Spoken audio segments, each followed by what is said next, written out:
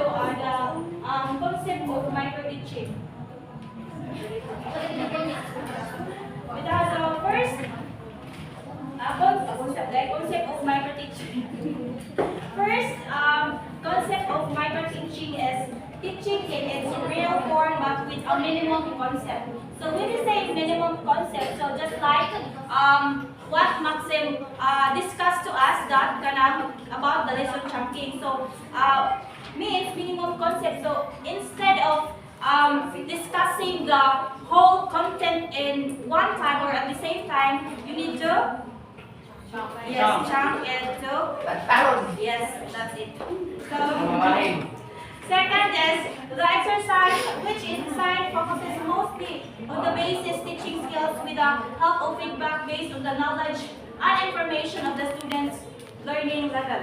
So when you say feedback, you know this approaches is gonna become to guide the teaching process or learning process. Of course, when you do feedback, just like someone like nag-work na pugka sa ilahang mga lapses also and further improvement also. So next is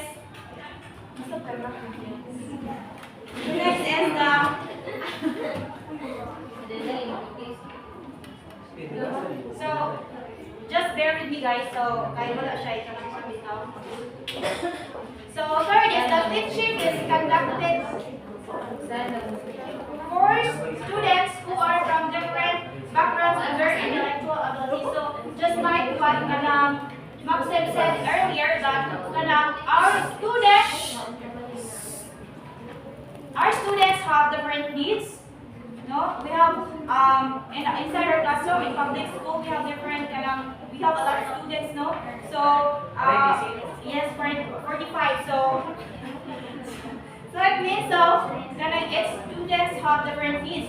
So that's why our we talked about our teaching environment that embraces diversity in both background and learning abilities. So that's it. Nasabtan na siya? Yes. Nasabtan na? Yes. Okay, so I'm going to proceed now and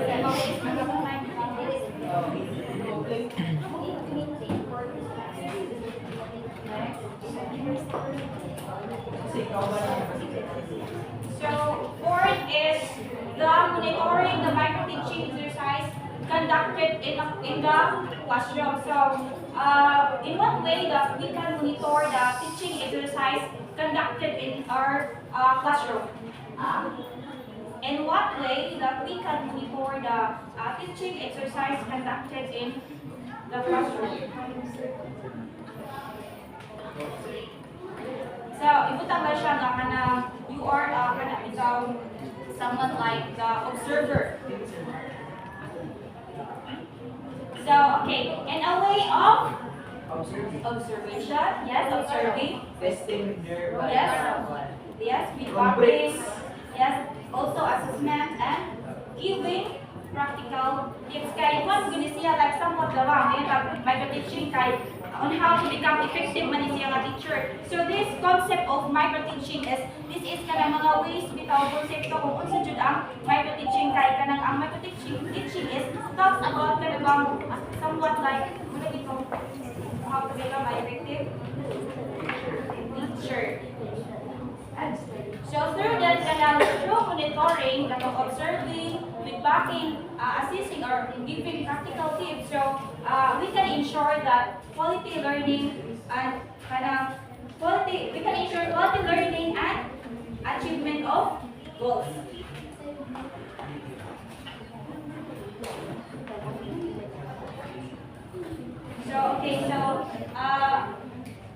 Another is enabling the prospective teachers to learn effective teaching skills. So what are those skills that the teacher should acquire?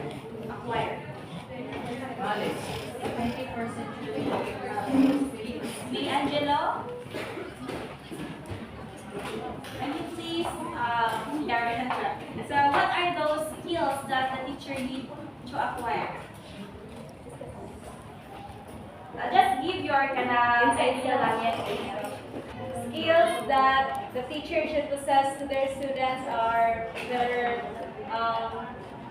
kanang prior knowledge and also kanang that fits to the needs of the students and also their communication skills nga ma-adapt sa ay ma-enhance nila unsa nila pagdayon ang students. Okay, thank you. So, mga to siya. So, if those skills are bitaw ma-achieve na nato as a teacher, so, we can, bitaw matawag na nga kanang competent and flexible teachers. Kaya makamanage naman ta sa different students nato.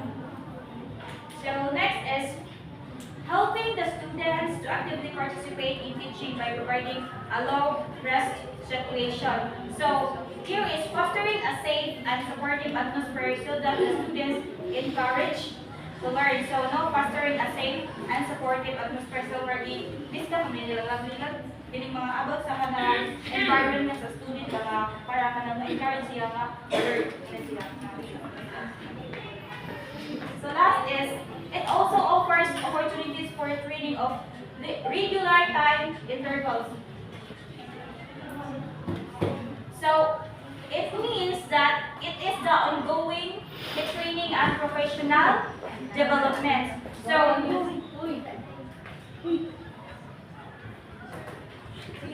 okay, so this is essential for teachers to stay up to date with new research, teaching methods, and educational trends. So next is nama siya. Ano sa ko?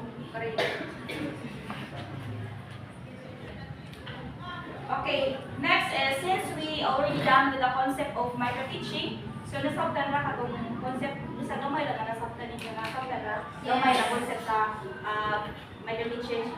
Okay, so let's proceed to principle underlying micro-teaching. First principle is the principle of one skill at a time. So katong na-discuss na nato, what are the skills that the teacher needs to become possess, no? So here a principle of one skills at a time. So you should practice the first skills before you are going to dive into another skill. So you cannot really proceed to another skills nga bitong something like mo ra gibiyan ang skills kay so di siya kuan ari ko sa kuan. So dapat imo gyud na siya i-possess nga bisan pa o even if it takes a long process na siya. Muna siya. So muna siya ang principle of one skill at a time. So second is muna siya. Second is principle of limited context. Can you please read everyone? When micro-teaching is used, only limited contents are taken up. The teacher is required to use only those contents. Okay. Who has an idea about that? So number 2, principle of what? Limited content. Okay. So Ginilin? Yes. Ako, manita sa minay. Okay, so yan ay Camila. Remember, ganahon points. Dili mo waste ang inyong time sa paglaro, ganahon points. Wala may group. Everyone. Wala may group activity. Kaya di na makapasok. Ano yung mabawit ko sa manang kuwan? Wala na yung score.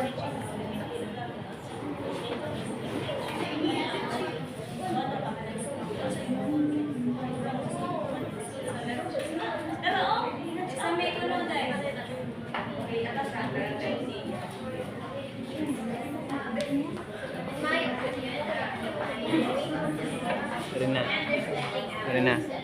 Ito ka lang. Marlon.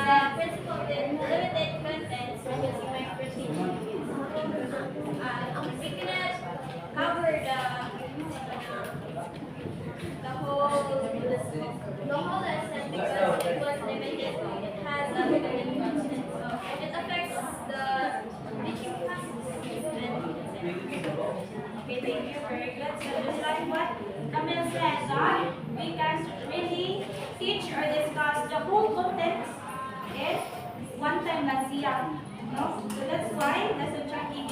involved na siya.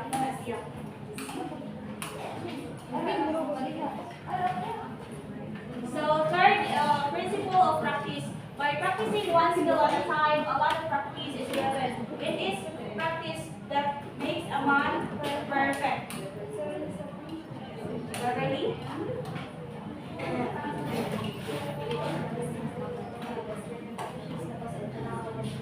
Present.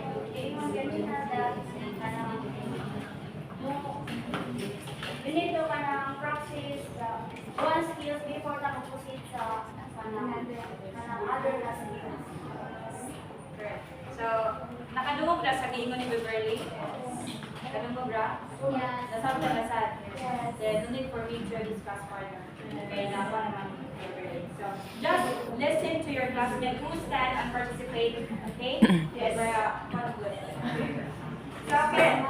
What is principle of experimentation. So, under controlled conditions, the pupil, teacher, and supervisor conducts an experiment on teaching skills. So, we have an idea about the principle of experimentation.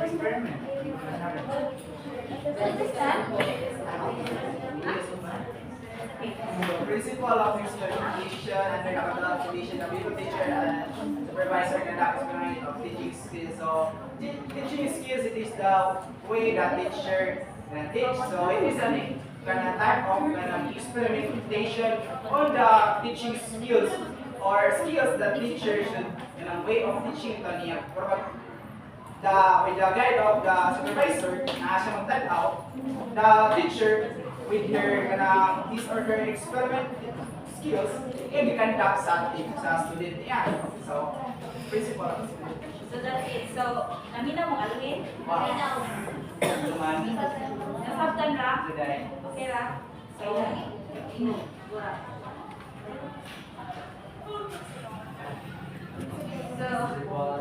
So, principle of immediate feedback. So, the pupil teacher receives feedback and as a result, is able to identify his weakness and improve them without delay. So, nasabot ka sa... Yes, feedbacking. I already tackled the feedbacking. Right? Yes. Understand?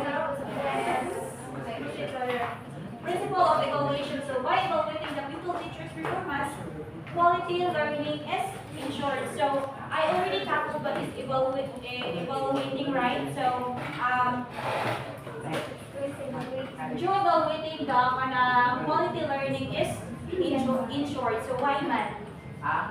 Why through evaluating quality learning is ensured man? Yes.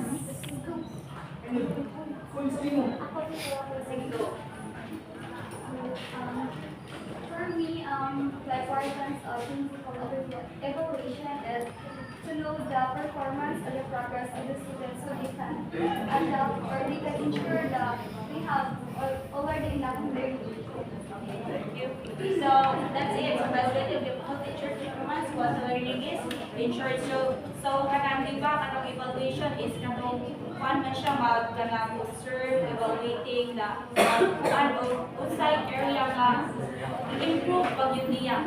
So muna siya. So next is principle of continuity. Learning continues until the pupil teacher learns skill student is valued for each skill. So just like what I said earlier, that kanang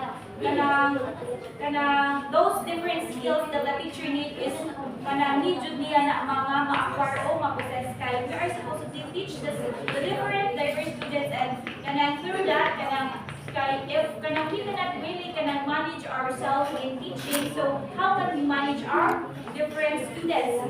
So the next class is the principle of individualized training. So training is given very thoroughly to each trainee in micro teaching. So whether you like it or not, we as a future educator, we need to undergo kanang training without us a teacher. Kaya just like what I said earlier, that we are going to educate our students.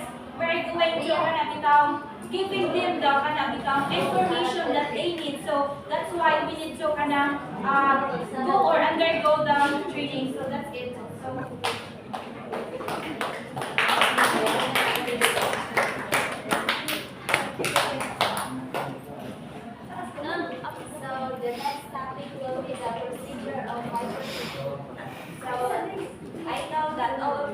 because kanang kay Paul naman nga what is micro teaching, so no further discussion with that.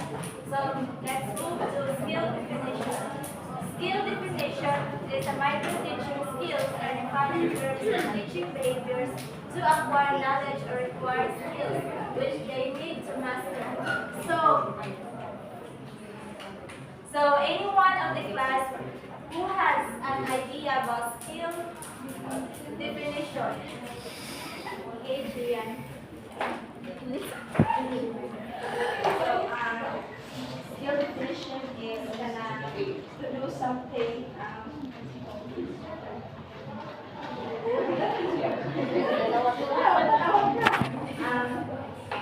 to do something well or kanang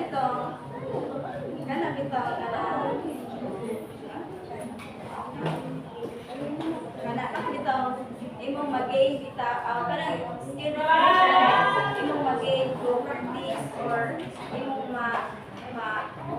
imong harang pagaling ba ability pagaling balance through kanang like imong mental or like kanang play kanang. Thank you, Ms. Gia. So, our skill definition is not just doing by our knowledge, it also about our skills. Because, for example, when we go to work, dili raman siya yung or as a teacher is flexible man. As a teacher, it's not just do with many assessments, many mga answeranan bito nga makakuan po sa mga bata. As a teacher, po siya mga performance or mga task or activity na buhat sa mga bata to gain the ability to the students, and to be the students is not just the teacher to be more flexible, but also the students. And next is the demonstration. So demonstration is experts demonstrate the specific skill to trainee teachers either by themselves or with the aid of audio or video recordings. So demonstration, just like what we did, demonstration and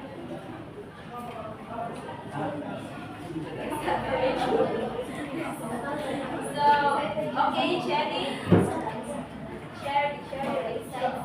Demonstration is like you're doing right now that demonstrating your like object.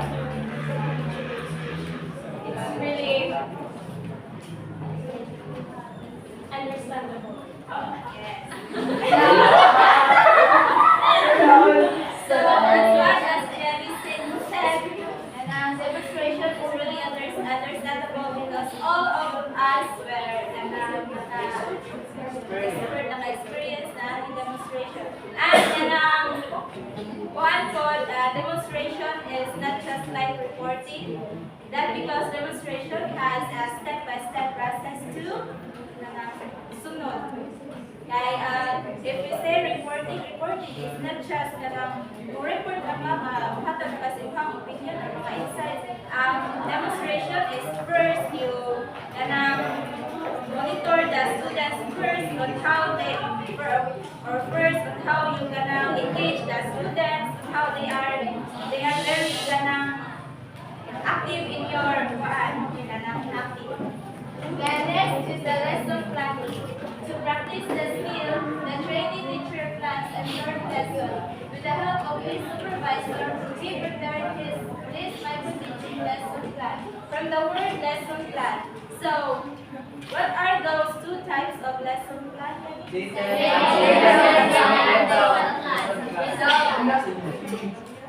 is lesson plan?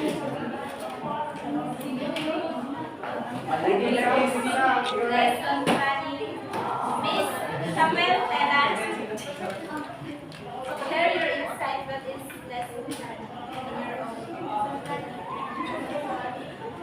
Or ano na lang, why is it lesson planning is important?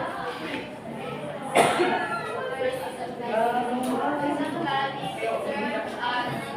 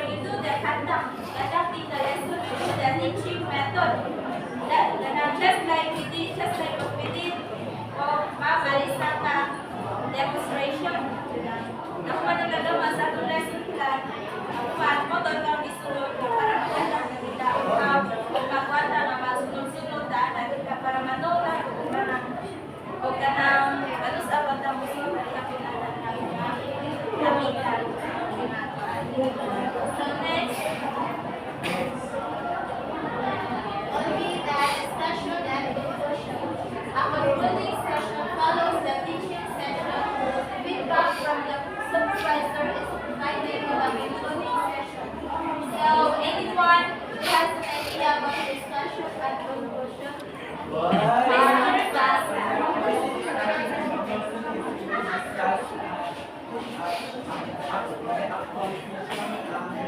then after that, the supervisor will give you a feedback kung correctly ba yung ayan ba yung niya or supervisor can give the feedback kung ang mga students is easily understand na sila kung paano yung discussion.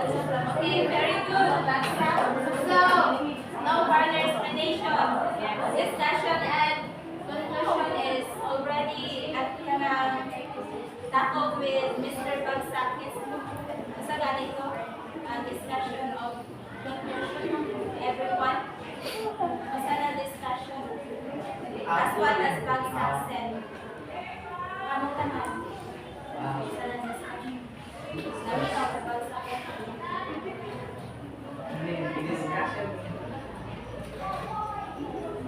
Discussion is what basta ito libuhat. Then conclusion is Discussing. What you did today, what you did today, discuss on the and topic. after sa discussion, to discuss the all topics or the all contents you gathered in the in your kuan ba in your topic, then after that you're given the feedback or there will be a positive feedback or negative feedback from the supervisor that when supervisor gonna give you the negative feedback that serves you an improvement na nakamay na mo na siya ipang sugo na positive para you will adapt another teaching method. The next will be the replanning. Replanning is this repetition involves the replanning of the lesson plan. The aim of this replanning is to master the skill mentioned earlier. So, replanning. Okay, what is replanning? Replanning is now what is like what we did in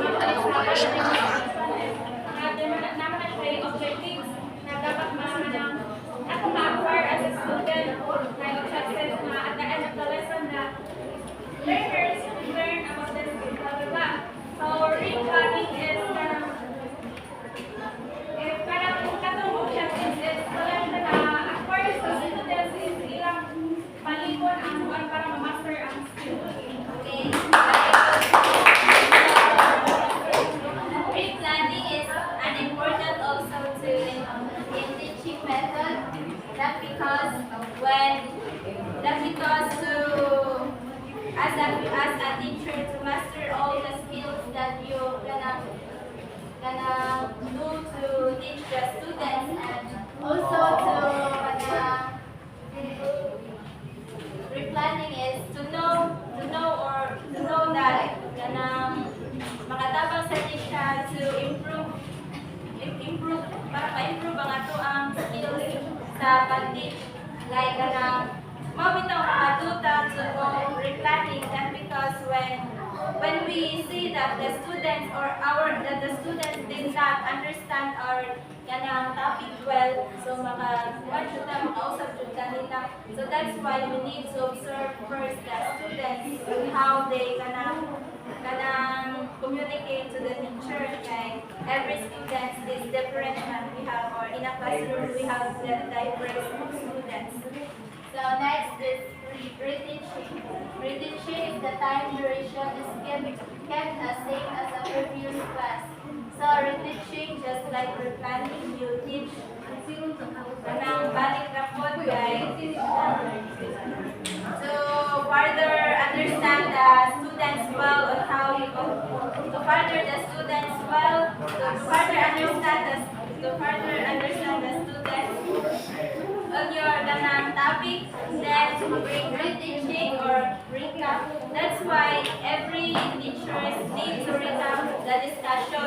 Like, moingon sila, what was our lesson yesterday? You can recap the lesson yesterday. So, the teacher assess your skills in one goal, in knowledge ni mo, na makasabtan or nakanito mo makasalahan.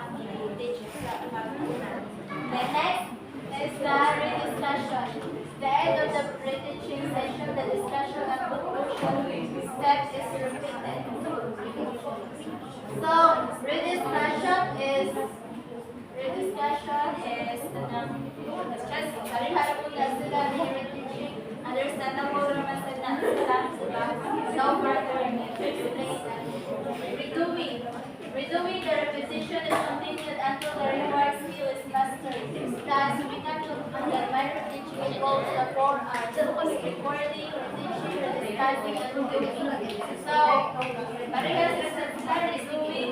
So, just like when we do the cases, and there are daghang advisors na way of review, bisan mo man mo kuan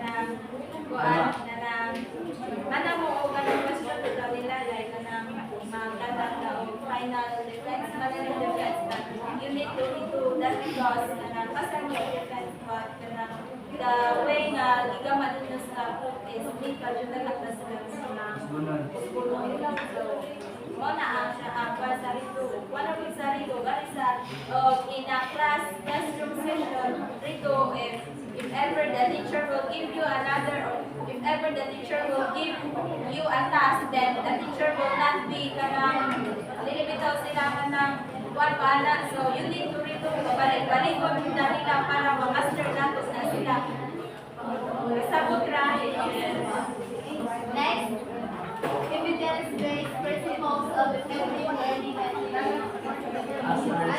Everyone, please read. As a result of these principles, it is acknowledged that the learning teaching process is complex and dynamic. It is a lifelong process to learn. People learn through interaction with others, independent learning. All the rules and things learned remain our thought. Identifying how others learn best, extending their learning methods, creating learning opportunities, and evaluating students' learning are vital. Learning and teaching practice are concomitantly based on effective learning and teaching principle.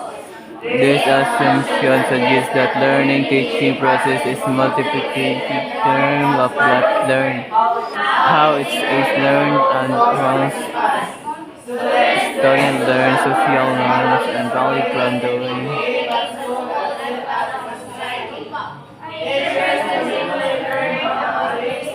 Learn the process of learning and how individual learn best.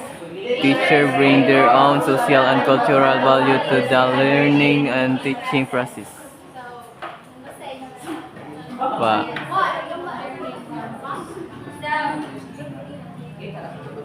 Now further explain that because it is already explained by the co-reporters like Maxine, Melka, and Pamela. So let's proceed to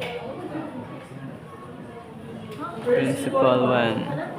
Principle 1, effective learning and teaching is founded on an understanding of the learner. So the principle 1 is the effective learning and teaching was founded by a learner, that because when a learner gains more knowledge or a learner know how to comprehend, analyze effects given by the teacher. And next, principle 2, effective learning and teaching require active instructional meaning. When effective learning and teaching require active, that's because the teacher and students has the collaboration with each other. That participation, every students and teachers. And 3, effective learning and teaching enhance, and is enhanced by a supporting and challenging environment. So When an effective learning and teaching has a supporting and challenging environment, the classroom setting has also a collaboration when the classroom setting is very comfortable, the students will actively learn and participate in every discussion, and the students will motivate their learning on how to interact with others and motivate their and also that the teacher will meet the goals of the learners. Next, principle 4, effective learning and teaching is enhanced through work while learning partnership. By partnering, like ato nila ikuan as a friend, ang mga by effective learning in every classroom setting is namin kain ng mga circle of friends. By that, the students is very active in participating in every activities or in every task given by the teacher. So that's why the effective learning and teaching enhanced by learning partnerships, collaboration also. And principle 5, effective learning and teaching shapes a response to social and cultural context. So, effective learning is important also in terms of social and cultural context. That because the social the teacher knows how to the learners knows how to socialize the other learners, and the teacher knows also on how to manage his or her skills on how to do it. And by that, the effective teaching and learning is one effective, efficient, or the way of teaching is the learners is kuha nila, ma-motivate sila, and they gain more knowledge, not just the knowledge and also their overall skills. So let's proceed. Formulation of learning. Formulation of learning objectives using taxonomy. So there are 4 key principles of using taxonomy. So one is Bloom identified 4 principles that guide the development of the taxonomy. So one is based on students' behavior. So it is the action and attitude displayed by students in learning process. So next is show logical relationship among the categories. For example, you can use visual tools and logical structures that demonstrate how the categories can relate to each other. So, for example, Venn diagram, flow charts, and classification tables. Next, reflect the best current understanding of psychological process. So, involves integrating major psychological theories and frameworks to explain behavior, cognition, emotional, and development. Number 4 is describe rather than impose value.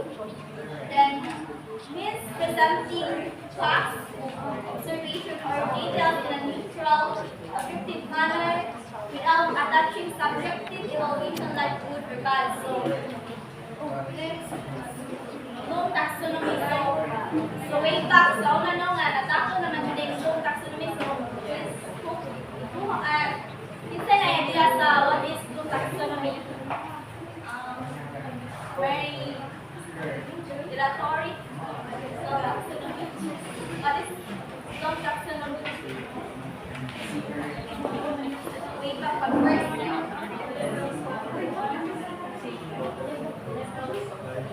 Bloom taxonomy is the method or the labels which we can it is a learning objectives that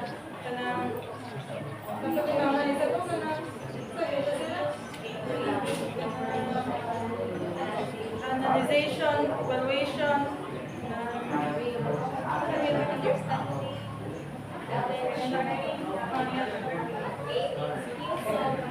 it is usually used when it comes from learning, creating learning objectives. So, kasagaran mo gamit ani Bloom taxonomy, which is researchers to make sure and compare their to other programs if kanang method ng gamit is effective ba nga gamiton. So, next, the three original domains cognitive, effective, and psychological. So,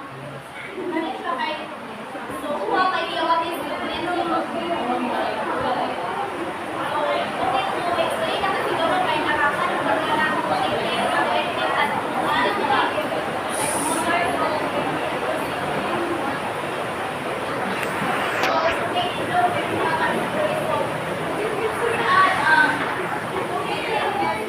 question, what do I want learners to know? So, first area is concerned with mental and thinking skills. So, ang ability sa cognitive analysis is conceptualization, comprehension, application, evaluation, and synthesis.